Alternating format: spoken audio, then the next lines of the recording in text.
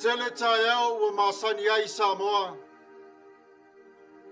O le tayao na isawa. Ma le tayao na isamana. Ma le aso na ngamo. O tayao le kalisia. Tayao na imata niu whengai mareata. O le tayao na ifale uma utuang yangi. O le tayao na imalaiola mga fuanga. Ai o le tayao o le ola faa tuatua. Ua whanau mai o Yesu. Sa moa le atunu pele. Savali o tayao mai le langi. Ua whapaia ma whamamalu oe le tua. A wao le yaso. Wa ia to whaina mo le vi inga tau ave. I le suafo le tuore tama. O le alo ma le ngang paia. Si wafonga o le tayao fou. O Maia, Tatou Tapua'i atu I le Atua.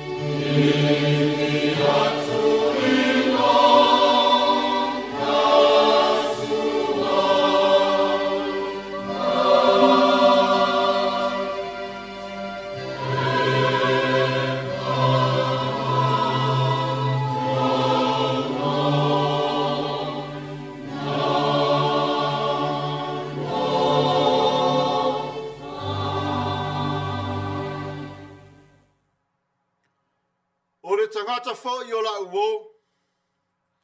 O lena o whātua iai. Na ai la u a reto. Na amai oia I a te au ilona muri vai. Ta talo le nganga pa ia. Le tualo mātou te māpa ia. La ua whia ule mana ma le malosi malava. Mātou te wala au le awa mare mi ngau I la awa whio. E le ato toa o mātou tangata. Pe ale au noa mare nganga pa ia o elo mātou tama. Sa mai tama ainga o la awa whio. E ala ilo fatas mai I lau papatisonga. Ina ia pa ia ma Manuia le Tapua'i ngara tangata wha atua. Mai lo ai la awa whio. E o mātou tua oi. Le atua lo mātou ta māpa ia.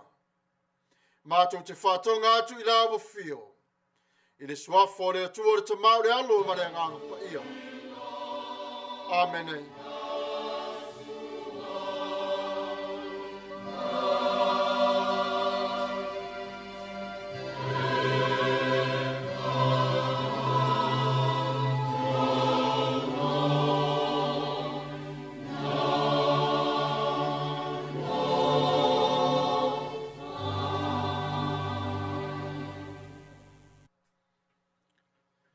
Tatou vivi atu I le atua I le pese ua Saunia.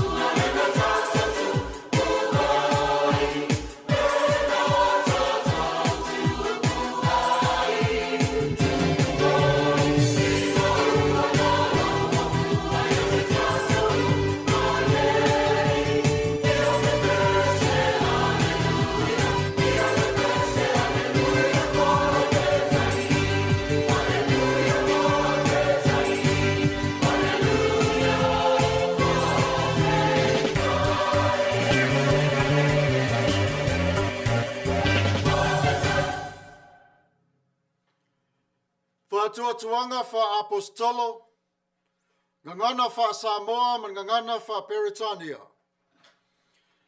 Ua o fa tua ile tua le tama, o le ona le marosi umalava, o le na faya le langi ma le lalo langi. Wa o fa tua fo ia Yesu Keriso o na alo e tuatasi, lo Tatou Alii. O le na fa nawe le anganga Paia, na fa na Maia Maria li Tapua'i. O le na pua ngā tia i le pule a Pontio Pilato.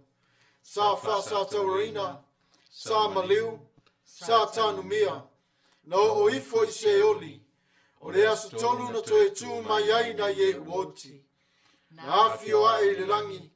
O lo nofo o ia i le tu ta matau o le atua le tamā. O le e ona le malosi umalama. O le atoe fio mai o ia e whamasino i e ola a toa mai uoti. Ua o fatua tua i le nganga Paia. Ua o fatua tua i le e kāle sia Paia e au fiaine uma. Ile mare mafutanga le au Paia. Mare wha mangaloina o angsala. Mare toe o le mai o le tino o le tangata. Ile mare ola e wha. Amen. United Church of Christ, statement of faith in the form of a doxology. We believe in you, O God, eternal Spirit, God of our Savior Jesus Christ and our God. And to your deeds we testify. You call the worlds into being, create persons in your own image, and set before each one the ways of life and death. You seek in holy love to save all people from aimlessness and sin. You judge people and nations by your righteous will declare through prophets and apostles. In Jesus Christ, the man of Nazareth, our crucified and risen Savior, you have come to us and shared our common lot, conquering sin and death, and reconciling the world to yourself. You bestow upon us your Holy Spirit, creating and renewing the Church of Jesus Christ, binding in covenant faithful people of all ages, tongues, and races. You call us into your church to accept the cost and joy of discipleship, to be your servants in the service of others, to proclaim the gospel to all the world, and resist the powers of evil, to share in Christ's baptism and eat at his table, to join him in his passion and victory. You promise to all who trust you forgiveness of sins and fullness of grace, courage in the struggles for justice and peace, your presence in trial and rejoicing, and eternal life in your realm which has no end.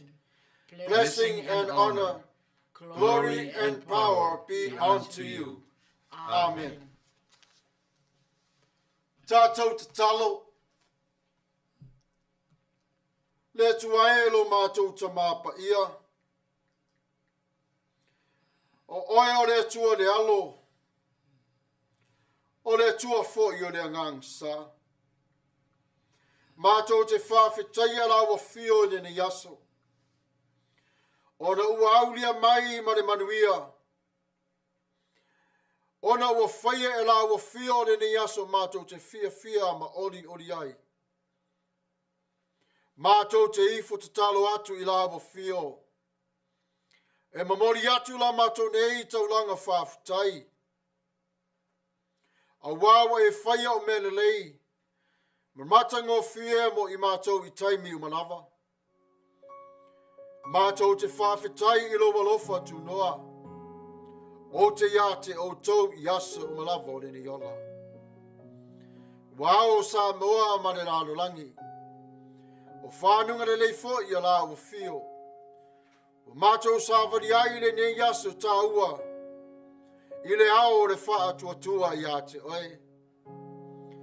Ai o se aso siri fo I ona le lei. A wawa e whaatasi mai ai I a te I mātou. Wafusia I mātou I le lofa. Wa teu wina I mātou I lo wanga le lei. Ola fo i le tangata i le mana o la fio. Lele ie. Wa mātou tali i le lofa maranga le leo la fio. Wa isa saa mai i ate i mātou. Lea mātou te tau ni maina. Male a nganga whaafitai. I le tau singa i o mātou ni tino. Lo mātou sia manga. Ai le ngata i leo le ai la o le nganga. A o mātou i ai le maru o la fio. Mātou te vivi i Tapua'i atu ai i lo Paia man. I le nei la vaso.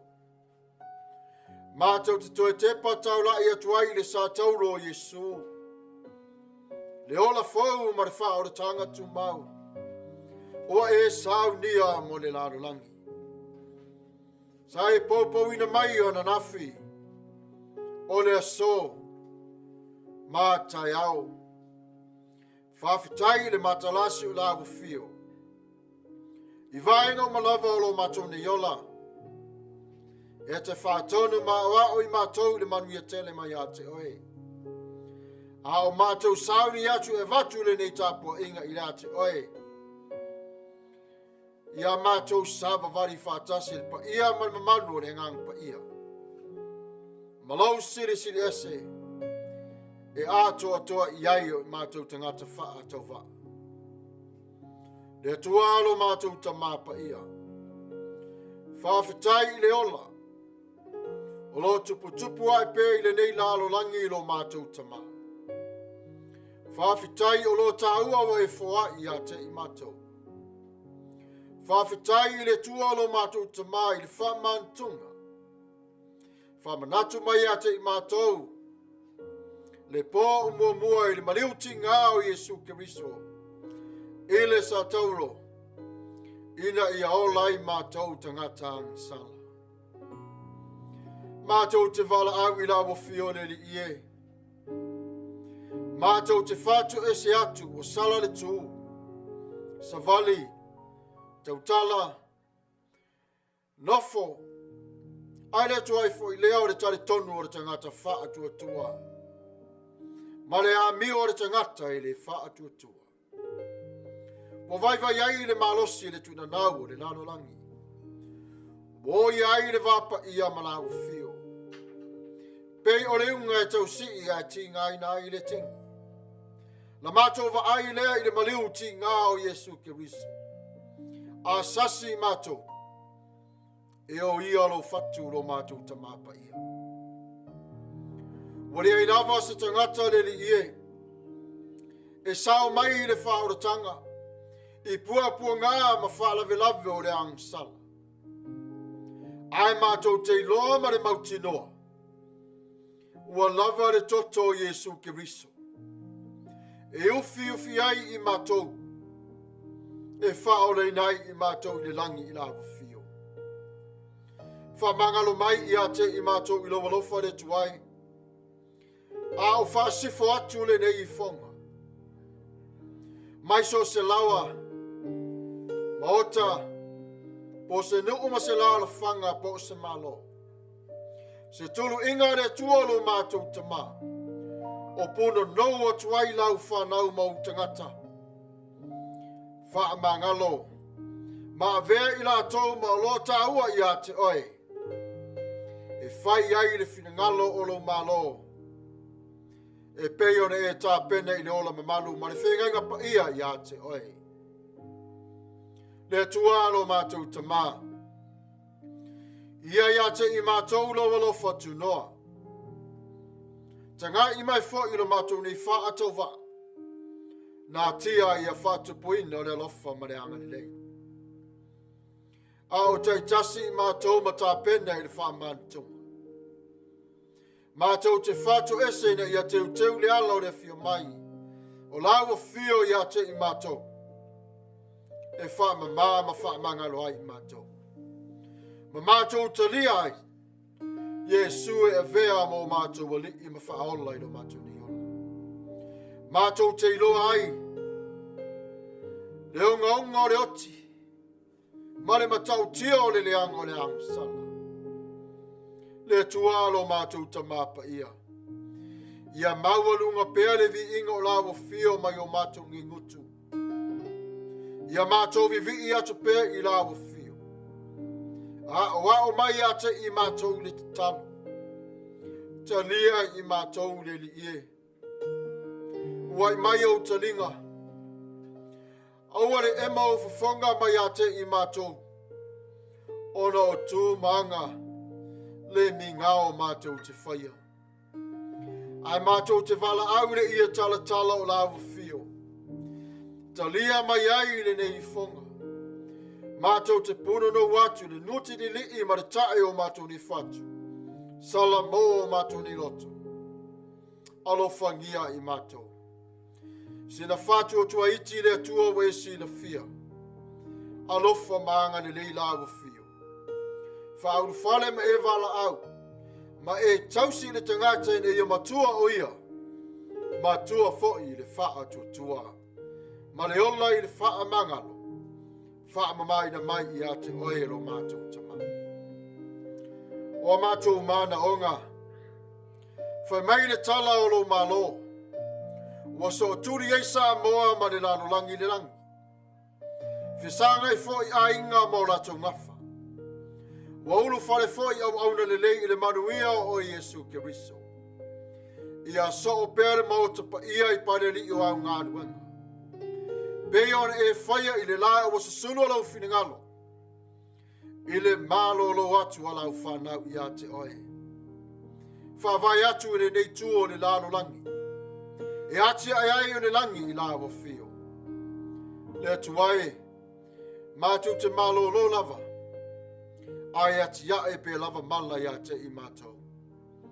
Whawevesi ma whaneanga te ngāta ola. Mātou te tepa I lawa fio. Wana o Yesu Keriso lava. E whanau mai ai le malosi mātou te mawhai ai.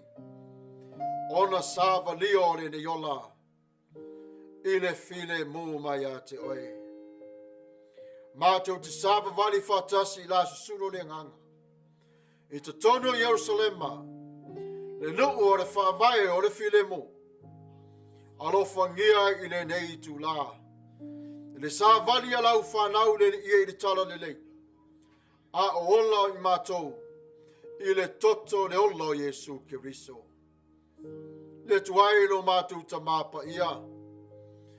Peone si la fia. Wa fia sa moa I le whamai. Mātou te whatangi sia. Le laulu se vai ngoto ia sa moa. Le vavenga o le mano la wa fio le vai o le ola. Ma le pale o le Manuia. Ia lato maua le file mu. Ma manu malo mai le nei whamai I la wa fio. I le suafo Yesu Keriso. Wana o I lava le vai fafore nei mala le tuai. Vi ia la wa fio mo sa moa marana whainga malo. Mai ona no fua tofi o le taupulenga o le malo whawai ia te oe. Mātou te whaia ina lopa ia malo mamanu. A wai te tau ma talafe ngai I la wa fio. Ngā tia so mātou ngalue tau ave. Aia mātou ave o pa ia mo mamanu. Mātou te whaai loa tuai. E pa ia rea tua o Samoa. Tutuila ma Manua. Ia whapea fo I lo wanga alofa ia te I latou. I le sao whainga ma walunga no fua o le fono mai tumalo. Ia manu I latou I o awalofa. Wha Manuia I so se matanga luenga. Matafeo matiute tau ave. Ia e lofa ma teu I latou le Manuia. Ma le pure wha soifua. Mātou te vivi atu ma ne nganga whaafutai. Ma le taele o mātou nei loto. Ia lofa mata lia mai le tuae. E whaatau vaa o la mātou nei vi inga I la fio ma le Tapua'i. Ai o le mea lofa e pa u mai I le loto ma le whatu o le tangata. Le ali ie, whaia iai o lau whinangalo. Le atua lo mātou ta Paia. Mātou te tatalo mo Ukraine. Puapu ngā ma whaingata alo whitaia I ma le nei atunu. Ia iai la wa fio. Whape nā fo I le wa whiwhilia ma whili. Ia iai lo walofa maruanga na le ia Rusia. Poi marutia i lato. E oi le ti ngā mare toto ulia. Deli ie e Matau-tia lo walofa. E mle manu malo wai o lo tosa. Mātou te wala au i la wafio. Fa Manuia o mātou a inga te tas. O whale mai a onga re whanau. A onga re malo la wafio. O ngā ruenga wa e whiwhilia. O Matafeo ese. I to tono a inga mawhafo atu a inga. A inga o lo maua i la tau. Ni loto whāwau ona malanga maniu maneoti. Iua i la tau. Ile file mu Maia te oe. Whātasi la wafio lau wha mawhan whananga. Whātasi mai le nei Sauniga. Ile suafa o Yesu Keriso. Lo mātou wali i mane whaola. Mātou te wala au maole atuai. Amene.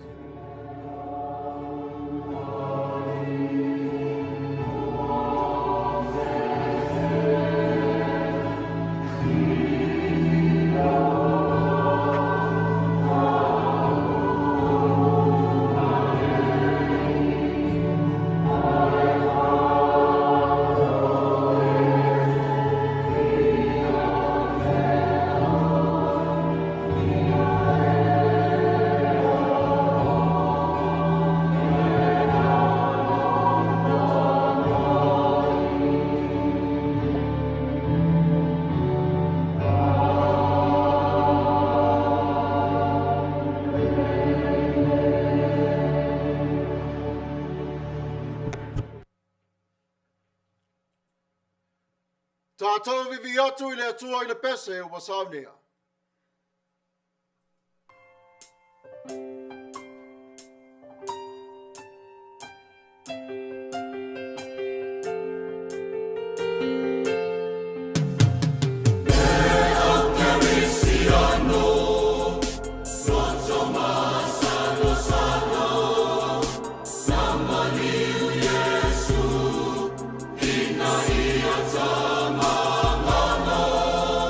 Sama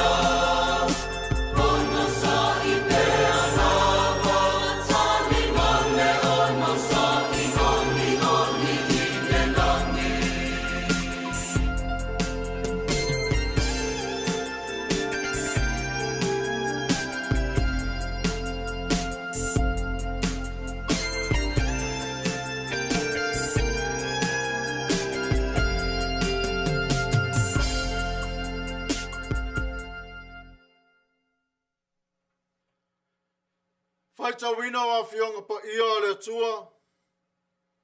Ngangana fa Peritania, man ngangana fa Samoa. Reading of God's word in English dialect and also Samoan dialect. Our Bible reading for today will come to us from the New Revised Standard Version. From the New Testament, the Gospel according to Luke, chapter 18. We will be reading from verses 31 to 43.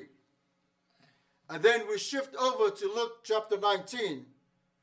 We also read the verses 1 to verses 10. The Gospel according to Luke, chapter 18, we will be reading from the verses 31 to 43. And then we shift over to Luke 19. We will be reading verse 1 to verse 10. We will be reading, responsively reading. Let us hear the word of God. Then he took the 12 aside and said to them, See, we are going up to Jerusalem, and everything that is written about the Son of Man by the prophets will be accomplished. For he will be handed over to the Gentiles, and he will be mocked and insulted and spat upon. After they have flogged him, they will kill him, and on the third day he will rise again. But they understood nothing about these things. In fact, what he said was hidden from them, and they did not grasp what was said. As he approached Jericho, a blind man was sitting by the roadside begging. When he heard a crowd going by, he asked what has happening. They told him, Jesus of Nazareth is passing by. Then he shouted, Jesus, Son of David, have mercy on me. Those who were in front sternly ordered him to be quiet, but he shouted even more loudly, Son of David, have mercy on me. Jesus stood still and ordered the man to be brought to him. And when he came near, he asked him, What do you want me to do for you? He asked. Lord, let me see again. Jesus said to him, Receive your sight. Your faith has saved you. And in verse 43, Immediately he regained his sight and followed him, glorifying God, and all the people, when they saw it, praised God. Luke chapter 19, verses 1 to 10. Also, we are going to read in responsively reading. He entered Jericho and was passing through it. A man was there named Zacchaeus. He was a chief tax collector and was rich. He was trying to see who Jesus was, but on account of crowd he could not, because he was short in stature. So he ran ahead and climbed the sycamore tree to see him, because he was going to pass that way. When Jesus came to the place, he looked up and said to him, Zacchaeus, hurry and come down, for I must stay at your house today. So he hurried down and was happy to welcome him. All who saw it began to grumble and said, He has gone to be the guest of one of who is a sinner. Zacchaeus stood there and said to the Lord, Look, half of my possessions, Lord, I will give to the poor, and if I have defrauded anyone of anything, I will pay back 4 times as much. Then Jesus said to him, Today salvation has come to this house, because he too is a son of Abraham. For the Son of Man came to seek out and to save the lost. Faitau a fionga Paia le Atua i ngana fa Samoa. Mai le whenga i ngā whau. Ewa ngari a Luka no Matafeo se fulu marivana. Tatou te Faitau whiawa wa iai mai le whai upa tolus fu martasi. se ia whaangata mai le Faasifo matolu. O na tātou toi Faitau leo le Luka na Manatu-Autu se furu mariva. Tātou te Faitau whiaua wa iai. Whaiupu mua e whaangata mai e le whaiupu se furu. O awhionga Paia le tua. Wa ave e ia le tō se furu ma le tō lua. Wa whetalai ia te i latou. Whauta. O rea oa e tātou Yerusalema. E tau nu wai o mea o Tusi e le au perifeta. I le atali i o le tangata. Wa e tuina atu o ia inu ese. E whatau e muina. E whalanga ina. E whianu fo i la tau ia te ia. La tau te sasa fo i mawhasioti ia te ia. Au le asa tolu te tū mai ai o ia. E le ila ngona lava i la tau ia mea. Wa lilo fo i le na upu ia te i la tau. E le iloa i la tau o mea na whetalaia mai. Wala talata o Yesu i Eriko. Awa nofo i la wala le tasi tau waso. O whaatonga i mea. Alunga o ia i le moto tagata o Savali ane. O na whesiri le o ia. Pese alea. Wala tau whai atu ia te ia. O Yesu le Nasareta. Ua maliwane. O na alanga mai ai le o ia. Yesu e. Le alo tavita. Ia alofa mai ia te. Ua vavao ia te ia ie na mua. Ina ia whalolongo o ia. Peitai. O ia ua atili ai o na alanga. Le alo tavitai. Ia e alofa mai ia te. Ua tu Yesu. Ma whetalai atu ia te ina mai o ia ia te ia. Ua latalata mai o ia. Ua na whesili atu le o ia ia te ia. Ua whape atu. Se ale mea te mana o iai o te whaia mo oi. Ua whai mai o ia. Leli ie. Ia wa ai o unei mata. Na whetalai atu le o Yesu ia te ia. Ina wa ai o mata. O lo whātua ua e marolo ai. Mai whai pui Faasifo matolu. Ona wa ai lo lea o na mata. Ua muri atu ia te ia. Ua vivi atu ia tua. Ua ilo atu ai e nu uma. Ona rato vivi atu lea i lea tua. Luka na Manatu-Autu se furu mariva. Tātou te Faitau whelafo ai whaipu mua. E whaangata mai le whaipu se furu. Wa o atu o Yesu Yeriko. Wa ui ane iai. Whauta fo'i. O le tangata ua ingoa ia sa kaio. O ia o le ao la fonga sili. O le mau oa fo'i o ia. Ua fia mai moa o ia ia Yesu. Pe whea o ia. Ai le mawhai o no le moto o tangata. O wā o le tangata saa o ia. Ua momo e ia iluma. Wa e ile la au o suka moru. E vava ai fo ai ia te ia. A wa o le au ia ne ai. Wa o atu Yesu i le mea. Ona te pā ele o ia. Wa sila fia o ia. Ona whetalai atu le o Yesu ia te ia. Saka yoe. Ie e vave i fo ia i lalo. A wa e te tau ona o nofo i lo fale. Ile aso nei. Na vave alui fo ai le o ia. Ua talia o ia malfia. Ua mui uma o e nai loa. Ua whape ane. Ua watu o ia i le tangata sala e api ai. Ua tu mai sa kaio. Ua whape mai i le li. Whauta. Leli i e. O le au vai luaina atua o mea i e matitiva. A fai foi ua o vai ave mea ase tasi i se ala pepelo.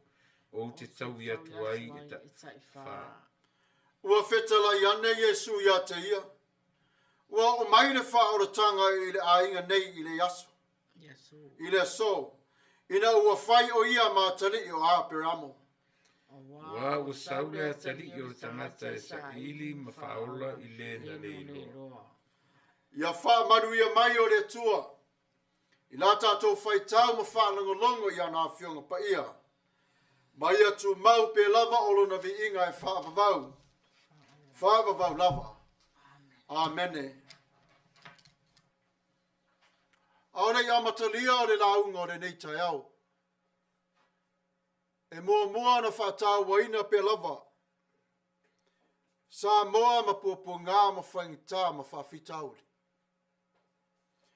And a small encouragement for the frontliners of Samoa, to all the workers, to all the healthcare workers, social workers, grocery store workers, retail employees, restaurant staff, drivers, buses, taxis, and also trucks, postal workers, firefighters, police officers, and of first responders, teachers, housekeeping staff, utility workers.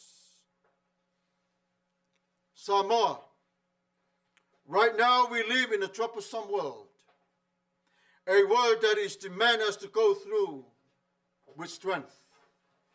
Sadly, we cannot always give ourselves to the strength we need. And that's all right, as we are not made to always keep our heads up above water and work confidently during the times of despair. But we do find the strength that allow us to endure even our most troubling times. Perhaps you have been asking yourself this question. And if so, I encourage you to continue to stay in faith. We encourage you, we love you, and we thank you for your service in our great country. It's not what we can do for our country. It's not what a country can do for us, but it's what God can do for us. What can we do today? Let me share with you the small passage from the Bible. And I hope this will lead you to the love and righteousness of God. Isaiah 41 verses 10 says, "So do not fear, for I am with you. You do not be dismayed, for I am your God. I will strengthen you and help you. I will uphold you with my righteous right hand." Le au whaingarue ngai o Samoa. Tagata whaingarue ngā se fua maloloina. Tagata whaingarue ngā lautele. O e ngā nurua I whale o loa. O le au whātau o loa. O whale ainga. O ave Savali. O tagata whaingarue ngā meli. Tine mu, leo leo. Maisi la tau te ngā whātia. I le tali mua o whālawe lawe. Le sami ea ma le lawe le ele. O whai aunga, ma le au whai ngā ruenga tau sifale. Ai le ngate lea, o whai aunga. I le taimi nei o lo tātou wola I le ralo langi ma ona whai tā. E mana o mia I le ralo langi lo tātou malosi. Ina ia tātou savali ma oti ma I lātou. Ai pangā lea. E iai le taimi e whaanono ai o lo tālotu. Pe a awhia I tā ua I mai ma whaalawe lawe le taupulea. Tā lofo I la o tau tautinga. E ui lava I na awhia o tau leonga o ngore nei whamai. Ai whisiri lava I lo naunau tai I lo tino. I le malosi mai le tua.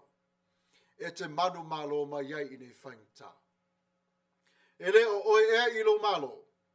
Polo malo ea ia te oe. A o lea tua ia te oe. Whe mai I saia tau pe Faasifo matasi. Whaipo se fulu e whapea. E a vea lea ma wha malo si au ma o tau le nei tula. Mātou te whawhetai atu ai. Si whawhonga o te tai au fōu. I la o tau ngā ruanga. Aua e te whewhe. Wa o te ia te oe. Aua le whatepa te pai. O wa o au o lo tau atua. O te wha malo si a oe. E moni. O te whasoso ane ia te oe. e moni, o te tau fia oi lo lima tau, e iai le amitonu, ia o tau Manuia. A o le tala le leia Luka le neiva yaso atoa, malanga Yerusalema, o na iai lor fisili whapea. Ai se a Yerusalema, tali, Yerusalema, o le faa vai lea o le filemu. Peitai, ele iu le vangalia a Luka i se tala faa noa. E faa iu i le tala ua iloa i tangata uma le toi tu mai o Yesu, mai loti. Wa faa rea tuai i ona au soo, ma le folanga o le afio mai o le nganga Paia. E esa le matango fio re ni tala. E fai loa mai e Luka le matango fio re tangata na puapua ngatia. Yang sala o le leilalo. Fe mai o teu ina e Yesu le atali o le tangata o le alo le tua. Ina ia i loa i e tangata vivi i le tua. Ua whaia fo i le tua le whaarotanga mo ia. Aore matua o le ta yala o le ni yasu whapea. O le Savali o le ola. Mai le tusi sao Tatou Faitau ma whanangolongo iai. O na tu mai leo ni vaenga o le whaipa tolu sumatasi i le tolu sumatolu whapea. Whauta fo. O le a Tatou o a e Yerusalema. Ma o mea umalava o Tusi e le au perfeta e winga i le atali o le tangata. E Faitau no uina lava. O wā e tu ina atu o ia inu ese. Ma o le ata wemuina, ma whaalu maina, ma whianu iai. Pea uma o na lātou sasaina o ia, o na lātou whasio tia le o ia. O nisi nei o walo anga e whatatau i le mena tupu i a Yesu. O lo tala noa i le lau tusi salamo. Whaiupo e Faasifo matasi. Whaiupo iwa. O lo whamatale nei se ua pele sa whatasi. A ai whatasi le areto. A e muli ane. Tali tuari maina le alofa mareanga le lei. O i nā lo mafua mai ai atoa le whalataina o Yesu. Mai le amatanga o le talaanga o le whaoratanga. Salamo lua sfuma lua. Whaipa sfuma leona le sfuma le valu. A toa e foi ma Isaia. Ua tala noa ina le whaasa tauraina o Yesu. Lau tusi la salama sfuma leona le whaipa sfunu. Wa whailoa mai ai ele tua. E toi tu lai mai Yesu le oti. Ele i malama lama au so o ia Yesu. E whauringa mai sa la tau lai pe lava i wheta lai ngā Yesu. Ai sa pongi sa lava ro la tau mawhawhau. Ai sea, nā mumusu le tūlanga o le oti. Nā mumusu ina iaru ese Yesu mai ate i la tau. Ai ele o la tau loto o le fina ngalo o le tua.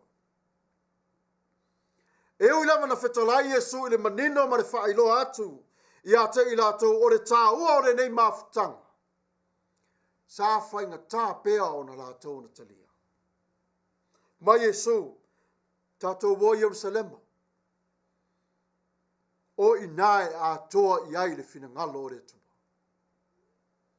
Ele i whiriwhiria fo i Yesu i lātou nei. E tō se fulu malelua ona o wa mamae pe malolosi. Peo ni tangata ua tāt mamai. I le whātua. Nā te le whiriwhiria i la tau o nore tā leni mare to mai. Le ai, na whiriwhiria i la tau. Ina i la tau whaamalo nosi e ave o le tala anga o le ola e whaavau. Tai nane lo la tau vai i le whātua. Ai sa whiriwhiria pe lava Yesu, ina i a tā pena i la tau i le malanga o lo mua atu. Wa matau no tala noa Yesu lo roti. Mo wai mai whai o talinga o le au so o ia te ia. Pei wa matau no te tusa le langona. Pe ua vaai fo'i ma le naunau. Ai na toi usi tai a Yesu. A o mua le oti o Yesu. Ina ua mawai atu le fiuae o Yesu le langi. Fa manatu mai ai I a te I tatou. Ai o te le I aluae le langi. O te I a te o taupe lava. I asa o le ni ola. Walu o le Savalinga Yerusalema. Ai sa iai o se tasi o tangata vai I le ola. Le ai o se mea I ai. Wau ngani atu I a Yesu. Faa mole. Fe soani mai I a te a. Wa le ai. Ma ia fia maua fo I o la pula. E ai taimi o le Savalinga tatou te savavali ai. Ai ai fo o taimi o le Savalinga e tu uina I tatou e le tua I le ala. O lo iai o le tangata fia maua le fe soani. O le ata leo le Savali o le filemu. Se te pane lava le li faola. Se fa ato toa le malosi le vaai o le uso lea. O na alu ai le eoti. Waru peo le nei Savalinga. Uai loa e Yesu. E te tau lava o na yeise ai le lei o le nei faa moe. E tu se lava po le ale whaingatā ma le whaforinga o le taulanga. Ta te vivi atu ai I le tua. Fe mai Yesu. O le vaai I le tamau le langi I le whatua tua. Ua tasi I a te ia ma le tamau. Ua whae ngoe le nei tau waso. Le alo ali o le tua. Le alo ta vita. E peo na whae loa mai e Isaia le matapus fumatasi. O ia na te lave I mai Israelu. Mai yang sala. Matui na tuai le lalo langi a toa lo na lofa ma le anga le lei. Ina ia tasi ai o le paleani o ngā ruenga. Ale atua le tamaa. O lo na winga. O le malama lava o lo tatou wola. Ua na o Yesu ke riso lava. E mata ina fo I le manai o le aisi o le tangata e mativa. E pei lava o I ta ua. Ta tele I aisi fo I a Yesu le wha o le tanga. Ta tele I vala au fo I a te ia I le wha mangalonga. Ta tele I vala au fo I a te ia I mana onga I tarusanga. E pei o le ata le nā lo tau wha manino mai e Luka I le ni asu. Tātou te aisi atu lava I le atua. Ai fo ai mai lava I le atua I lo nā lofa. Malo nāanga le lei. Si whafonga le tai o fo. E alofa Yesu I a te oi. E mana o mia lava Yesu le whengainga malawu fio.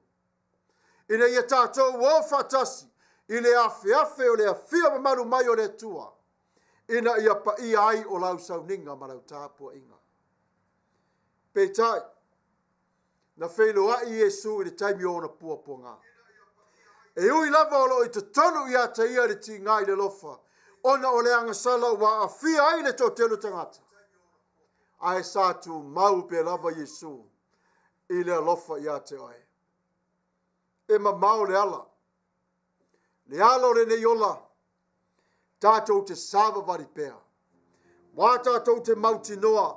O lo whātasi mai le tua mai tātou. Yaso malava o le ne yola. Pe a fua fo I nai le moto tangata mo le lātou vāwa ai. Ina o tātou va ai I le nganga o Salamo. O na fua le I le moto tangata I le va ai I a sa kaio malona o langa sa ai. O le ata moni lava le nā o le whatua tua. O le ata le nā o le whaoratanga. Ua whamanino mai a Yesu I a te oi. O le tangata ua tari tonu.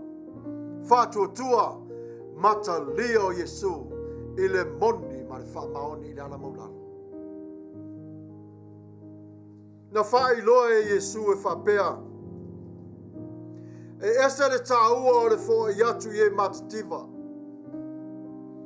E ese le tāua le fo I atu o lo walofa I le tase mana mia. Ma le anga le lei se tasi. I teimi o pupu ngā mawhainta.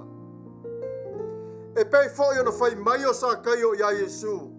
Yesu e. O te toi te tangi. Tai whā. o le mamafo la usala I lo latou ave ese mai ate. O le muri muri ane, ua whapeane o Yesu, o le fale lava nei, ua iai le whaoratanga. Le taimi mua lea ua ngangana ai le li whaola. I le matau-tia o le whaoratanga, o le talia le tangata, sa haola fonga, anga sala I le larolangi, fai I le atua. E moni is the mamaore ala le nei Savalinga. Ai pei lava o le tala o le ne yaso. A o iai tātou I tulu inga e fio le larolangi. O iai mea whatino le tua, e whai loa mai iai ma fola mai iai e le tua.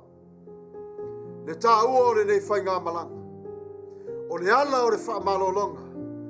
Ma le ala o le wha o le tanga mo le tangata o tawasi. E ei taimi I tātou te tau waso ai lai le nganga. Ai tātou te wha moe I le tua.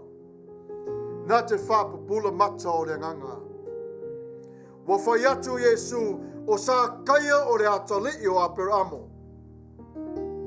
Ai to tele lau whanangolong. Na le Italiaina. Se manu lava la tau tele mana na o e tau tina o ia o se tangata a mio le lei. Sa manatu I la tau o le tangata e a mio le anga. Sa manatu I la tau e le iloe le ne tangata o ia o se atali o aperamo. O le wha o le tanga le atua. E le wha ilonga tangata pe wha ilonga lana. O le wha o le tanga ua Maia o na Saunia ma tā pena mai e le atua. Mai le amatanga. Mo I tātou umalawa. Nā whio mai Yesu e la vea I a te I tātou o leilo loa. Leilo loa I le a.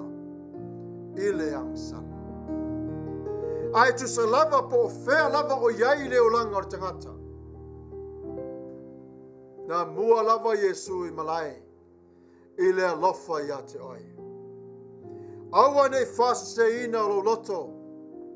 Mosu musunga le anga ari ti Apollo. Wa pe ua matelo wha atua tua. Le ai. Whe mai Yesu. O te I a te oe pe lava. I taimi umalo nei. E ui lava, ina tātou wa aia o le nei tala, I le malanga I le puapu ngā tā pena o le oti. Aina mua lava whai o le wha malo longa. Ato ai fōi ma le wha matalaina o le wha o le tanga. E te tau o na tātou lolo atu mauna ia o tātou, I le nganga whasoa soani, e so se tangata. Si o whonga le tai o fōu. Ele o le ala ele na wala I lo ai oi le larolanga. Ua I lo ai lau tautua. Ua I lo ai ngā ruenga te whaia I te sapi te tonu o le tala le lei. Toa tele e ua mai I le tala le lei. Matalia Yesu e vea marii. Ma whaola. Talu ai lo ngā lue mo le tua. E leo I nei le vi inga I leo I nā le vi inga. A ia tō pēr I le tua wa o ia te tau mauna mea. Journey to Jerusalem is the theme of the whole week. Luke's gospel does not end in a sadness story. However, it concludes with a thrilling account of Jesus' resurrection from the dead, His appearances to the disciples, and His promise to send the Holy Spirit. How wonderful that is. How God got His hand dirty down the mud to revive, to bring us back to life, to one life, Jesus Christ Himself.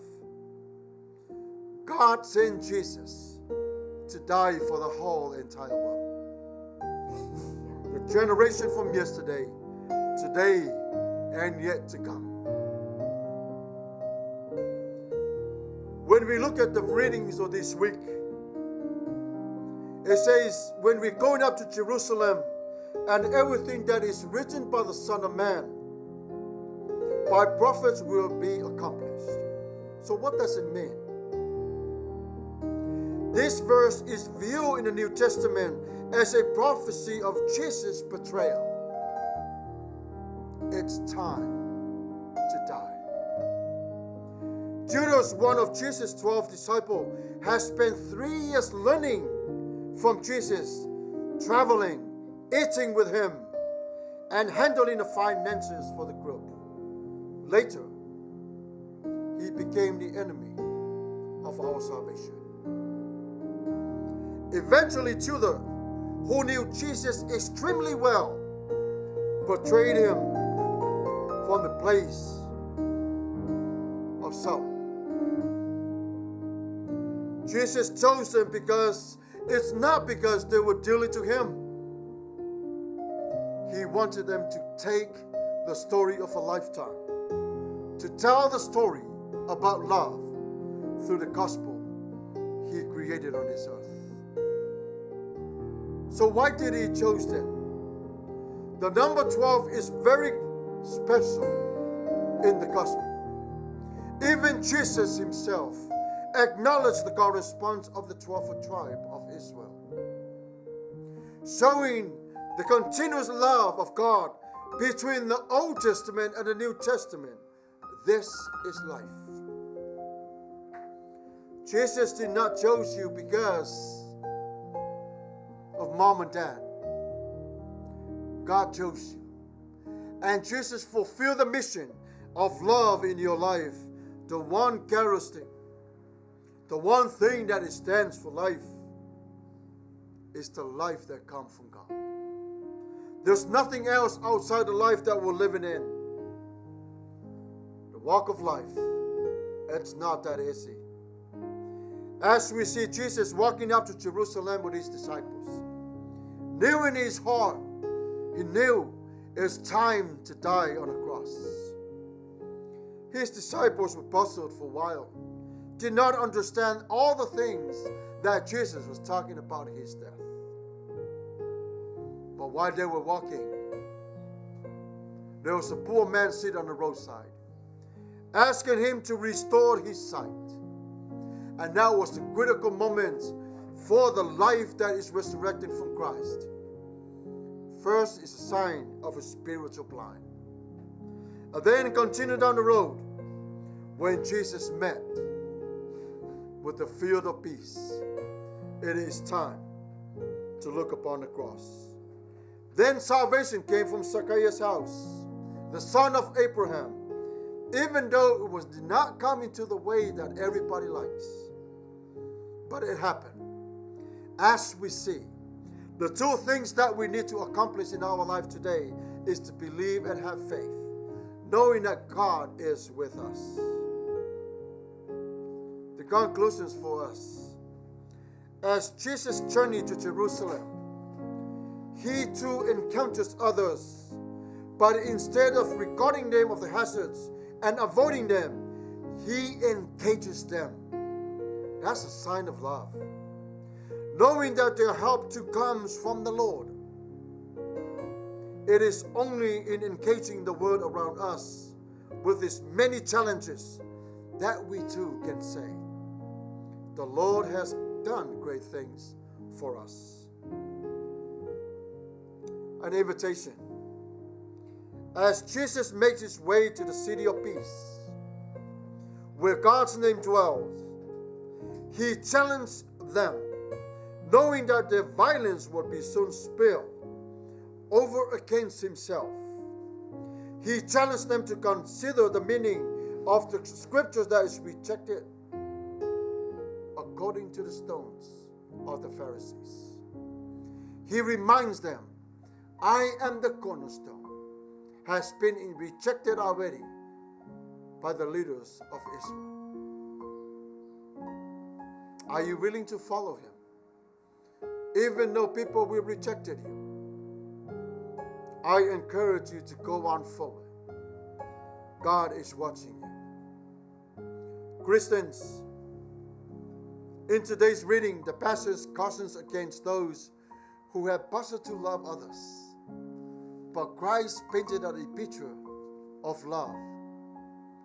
Love in the midst of chaos, in the midst of pain. we must continue to walk with him and wear his words in our hearts. Because God's word remains the same in us. He fulfilled his mission in our life. Let us go and preach the gospel to all the world. In Jesus' mighty name, amen. May God himself, the God of peace, sanctify you through and through. May your whole body, soul, and spirit be kept blameless at the coming of our Lord Jesus Christ. The one who calls you is faithful, and he will do it. This is the special time for our worship. It's the time for communion. On our behalf, receive a phone or the child phone. Due respect for those who cannot participate because of life-threatening, life illness.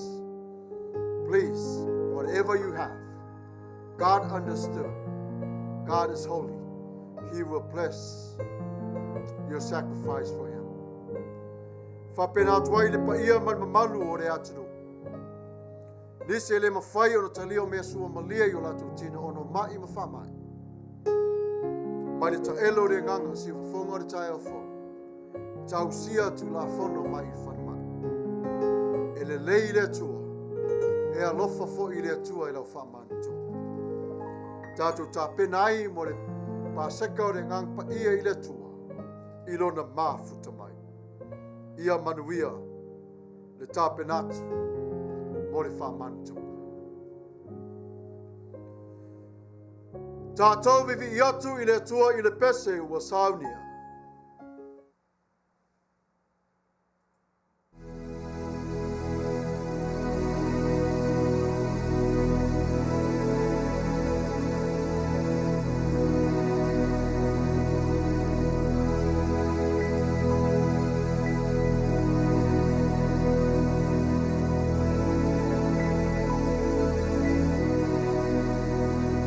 Omaia le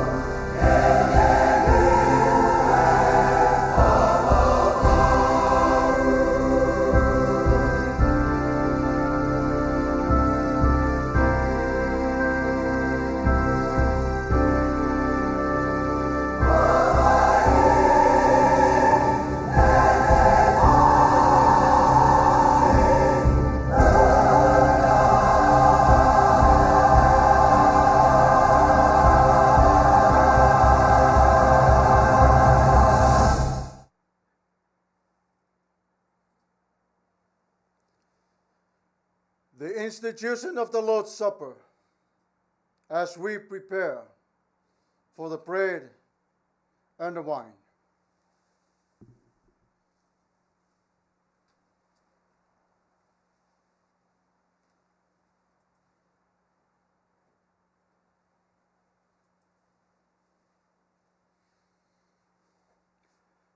Dear friends, the Spirit of God gives lives to the whole entire world.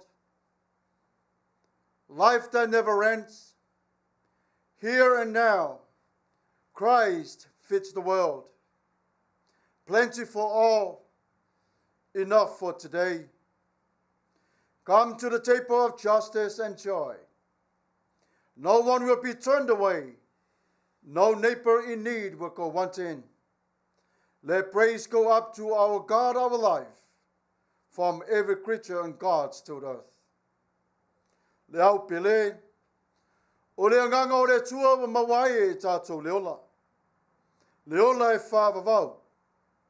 Le nei la vasa o lo whanga pe lava Yesu o e o whātua tua, matalia o ia. Le a reto ma le waina, wa lava matatoe mo te ngata oma. O Maia i le laulau o le file mu ma le oli oli. I le ai se tasi o tangata. E alu i le ainga ma le fia ai. Si ti ia le vi inga i le atua o le ola lava ia.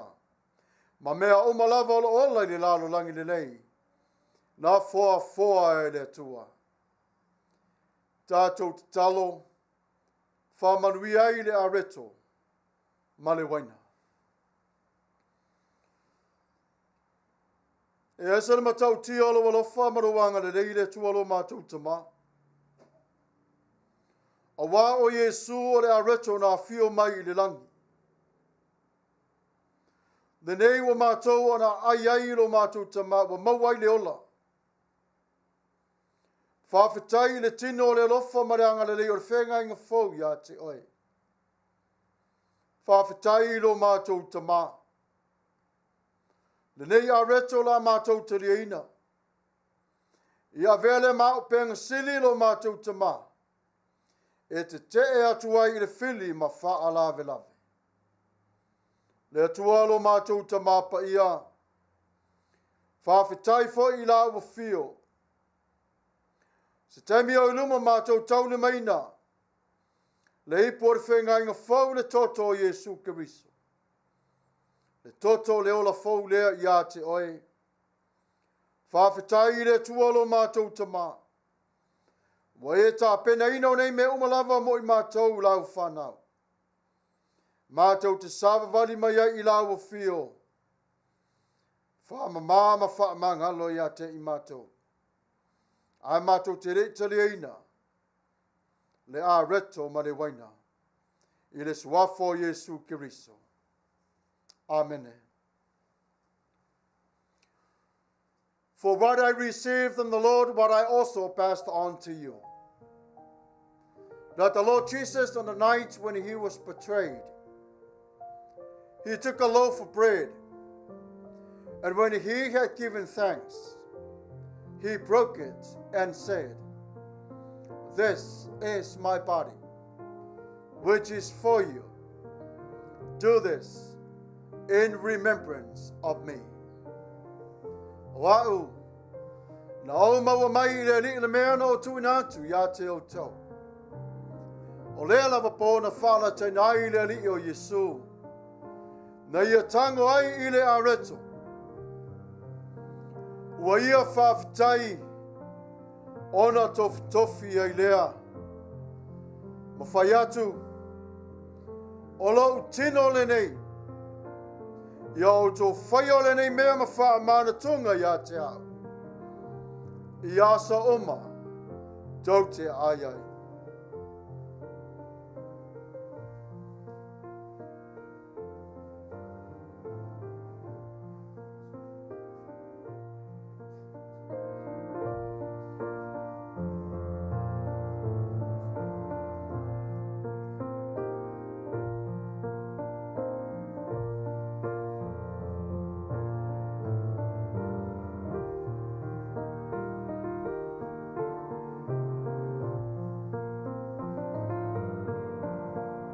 Tatou talia fatas. Maia Manuia.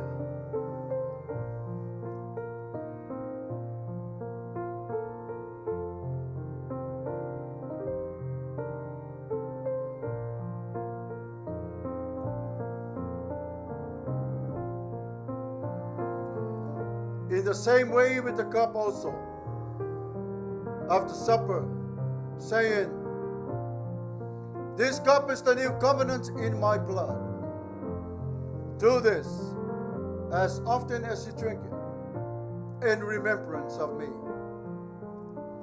Wa ia whape fo I leipu, ina wa umauna ai wa whape atu. O leipu le nei o le whenga inga whaule I lo toto.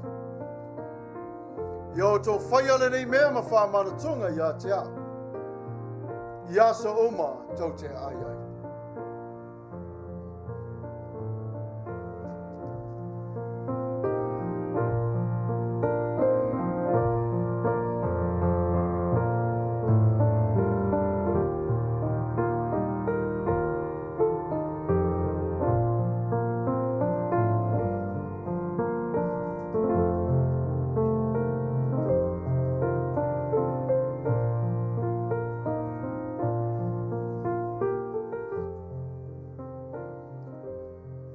Tatou feinu fatas, Maia Manuia.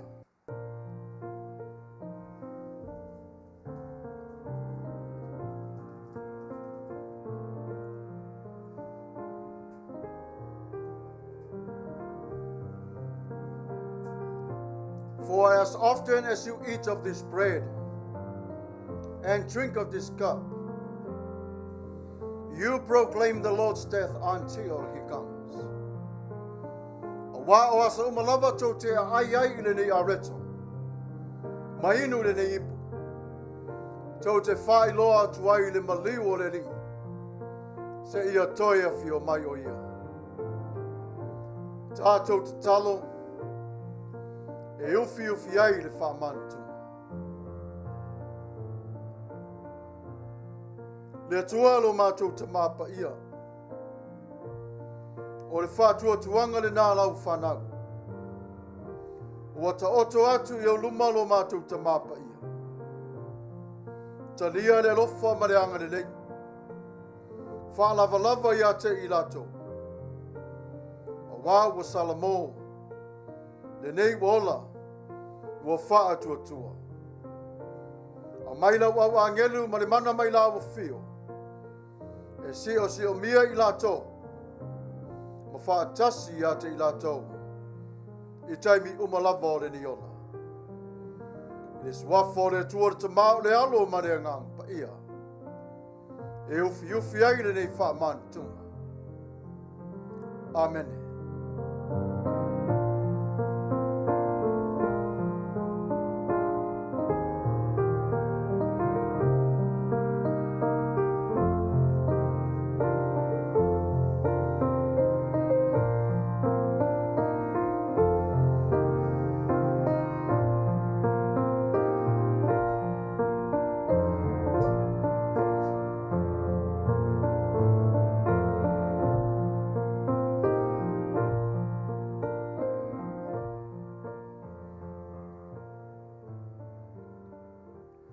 Tatou vivi atu I le atua I le pese ua Sauniga.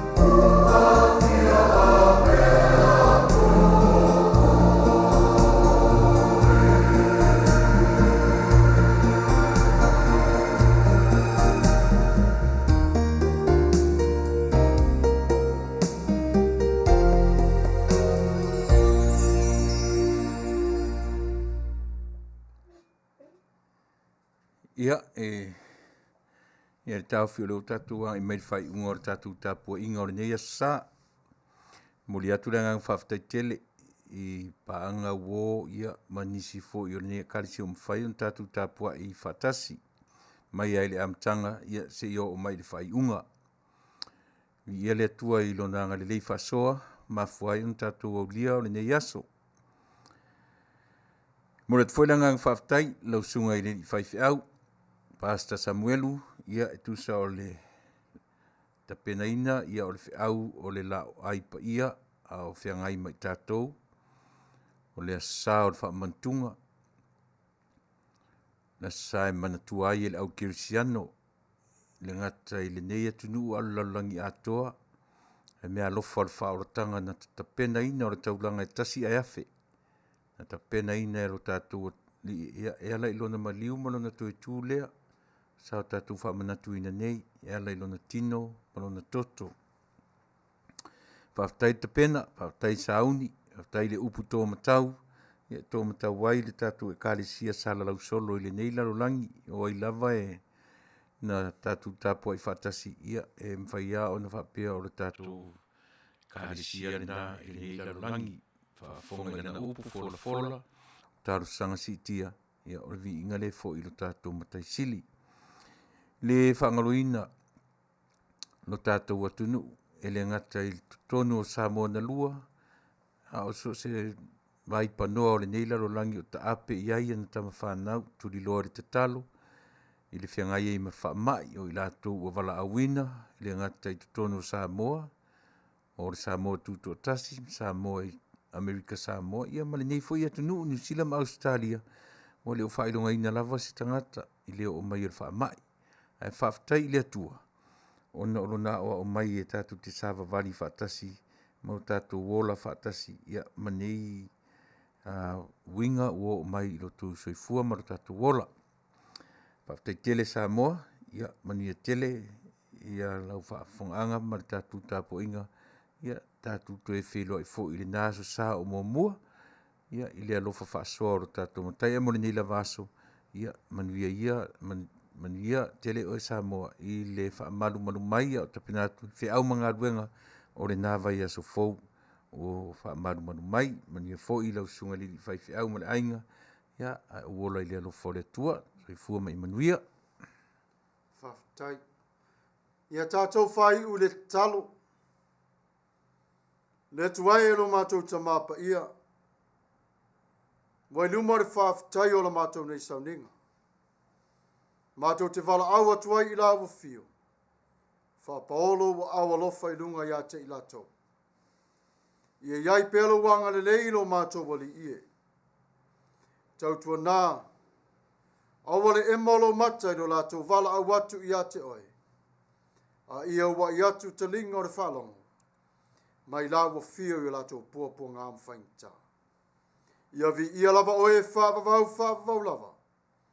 I le suafo Yesu Keriso. E whai uai o le nei Sauniga. Amen.